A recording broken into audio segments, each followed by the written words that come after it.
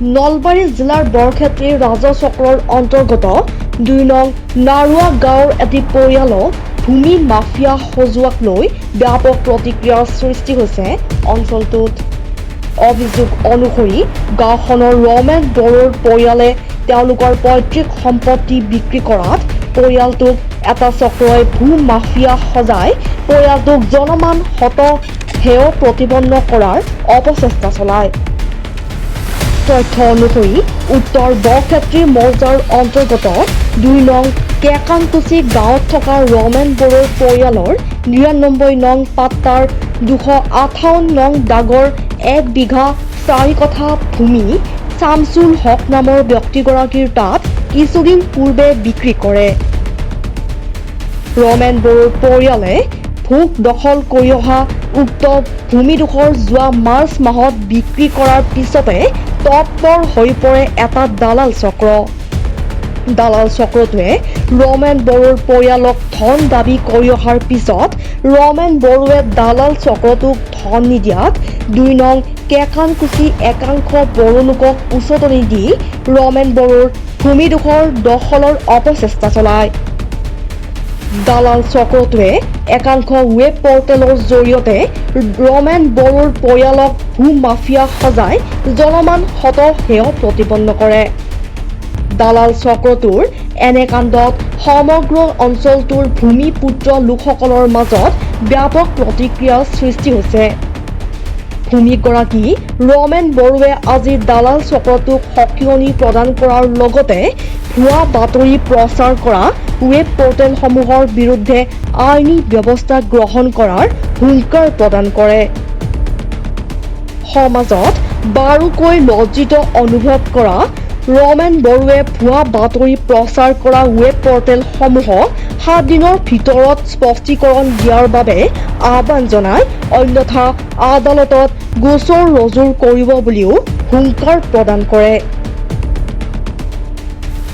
কি হৈছে মানে আমাৰ আজু ককাহঁতৰ মাটি মোৰ মানে আটাৰ নামত আহিছে, তাৰপিছত মোৰ দেউতাৰ নামত আহিছে।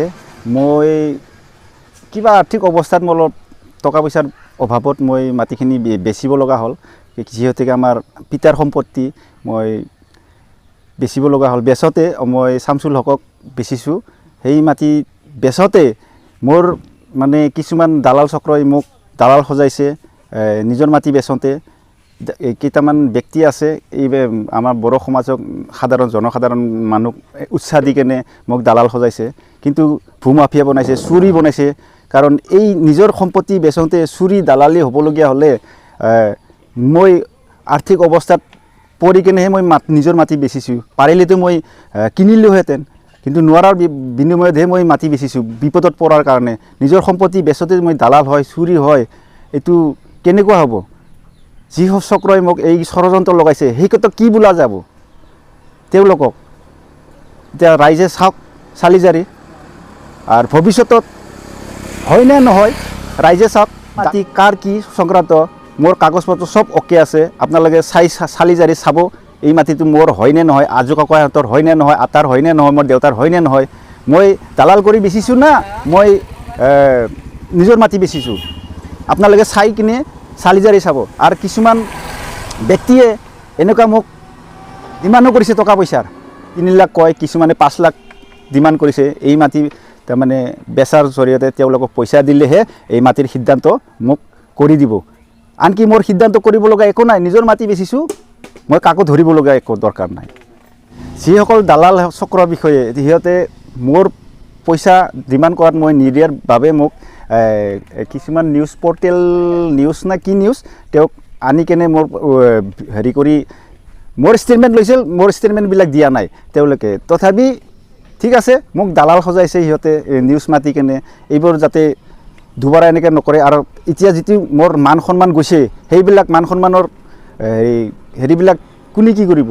আৰু বাইচান্স এনেকুৱাতে নহওক। আৰু যিটো মোৰ নিউজ কৰিছে সেই নিউজটো দালাল কৰিছে, মোক ভূমাফিয়া সজাইছে, চুৰি বনাইছে, এইটো নিউজটো বড়ো জনসাধাৰণক কেইটামানক গোট খুৱাই কেনে, নাজানা মানুহ কেইটামানক লগত লৈ গোট খুৱাই কেনে এনেকুৱা সজাইছে। যিয়ে নহওক, যিটো সজাইছে এইটোৰ উচিত তদন্ত হ'ব লাগিব। এই নিউজে যাতে এসপ্তাহৰ টাইম দিছোঁ মই, এই এসপ্তাহৰ ভিতৰত যদি এই নিউজটো উঠাই নিদিয়ে তেতিয়া মই আইনৰ ব্যৱস্থা ল'ম।